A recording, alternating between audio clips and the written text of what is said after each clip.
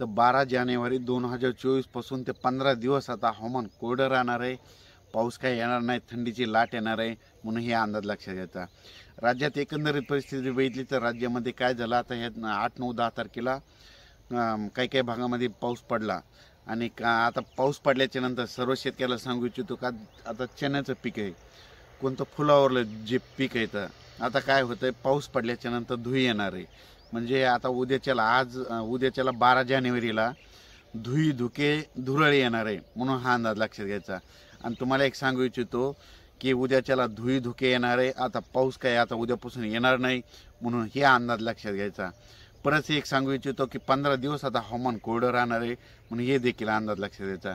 आणि ज्यांच्याकडं हरभऱ्याचं पीक आहे त्या शेतकऱ्यांनी काय करायचं, फुलावर असताना थोडा ट्रेस द्यायचा. ट्रेस दिल्याच्या नंतर काय होतं, घाटाची संख्या वाढते, फुलामध्ये जास्त पाणी द्यायला जमत नाही.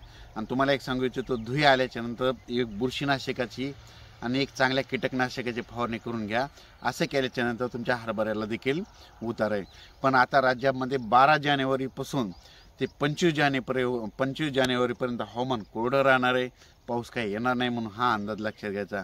फक्त 16, 17, 18च्या दरम्यान परत एकदा ढगाळ वातावरण राहणार आहे, म्हणजे ही देखील अंदाज लक्षात घ्यायचा. अचानक वातावरणात बदल झाला तर लगेच एक मेसेज दिला जाईल. धन्यवाद.